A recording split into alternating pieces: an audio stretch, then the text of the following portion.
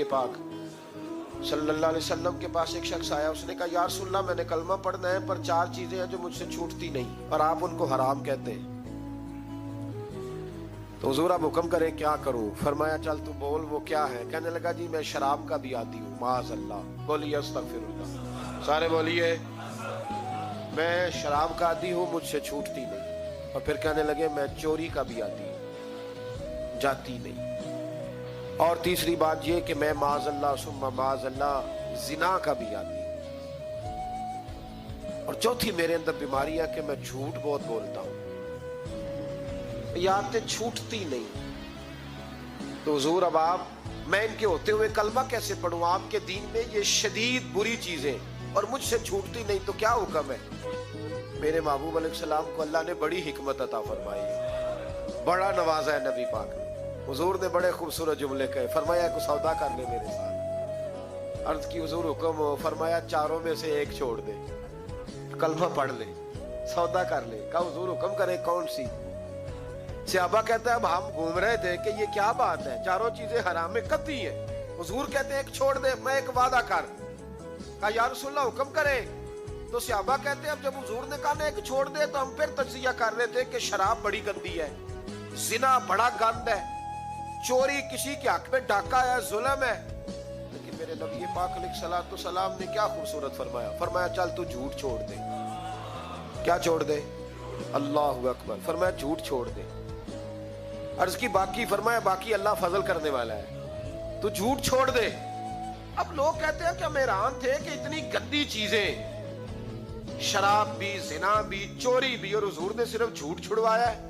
वो सरदार कहता है मैं घर गया, शराब की बोतल पे हाथ डालने लगा, दिल में ख्याल आया शराब पी के सहाबा के मजमे में जाऊंगा, तो अगर किसी सहाबी ने पूछा कि तूने शराब पी है, झूठ बोलूंगा तो नबी पाक के वादे का क्या बनेगा, और सच बोलूंगा तो उस महफिल नूर में बैठूंगा कैसे शराब पी के? कहते 2-3 दफा हाथ बढ़ाया पर मजा नहीं आया, मैंने पटखी दीवार के साथ बोतल, मैंने कहा ये तो गई, ये नहीं पीऊंगा आज के बाद। कहते फिर मैं बाहर निकला उस औरत के पास रात गुजारने जहां मुंह काला करना था। कहते जब पहुंचा तो उसने पहला सवाल पूछा, कहने लगी सुना है तू कलमा पढ़ गया है? कहते बस वजूद चकनाचूर हो गया। ओ मेरे दोस्तों, लोग पूछते तो है ना तू किसका बेटा है? हाँ हाँ ओ संगियो, लोग पूछ लेते हैं तू किस उस्ताद का शागिर्द है। और यारो याद रखो, तेरा हुलिया देख के लोग पूछते हैं तू किस मुर्शिद का मुरीद है। याद रख, अपने लिए ना सही किसी की इज्जत के लिए सही, अपने लिए ना सही किसी की इज्जत के लिए, तू किसी के लिए ही बदल दा यार, तू किसी का ही ख्याल कर जा, चल किसी और के लिए अपने आप को तब्दील कर जा। अपने लिए ना सही, देख तू किसी और के लिए ही बदल जा, अब तेरी किसी और से भी निस्बत है। लोग किसी और के साथ तुझे मंसूब करते हैं, उनका दीवाना हूँ, उनका मजजूब हूँ। क्या ये कम है कि मैं उनसे मंसूब हूँ? कहा उस बीबी ने, कहने लगी सुना है तू कलमा पढ़ गया है? कहते बिजलियां दौड़ गई।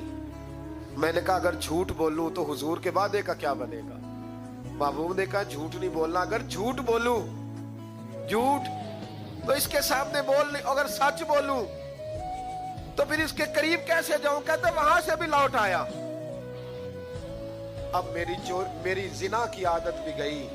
अगली शाम हुई तो सामने माल पड़ा था एक आदमी का, वो आदमी काफिल था, उस पे हाथ डालने लगा तो दिल में ख्याल आया ये सवेरे तफ्तीश भी करेगा। अगर पूछता पूछता मुझ तक आ गया कि तूने तो नहीं चोरी की, तो झूठ तो मैं बोल ही नहीं सकता, हुजूर से वादा किया है, और सच बोलूंगा तो मेरी आबरू क्या बचेगी।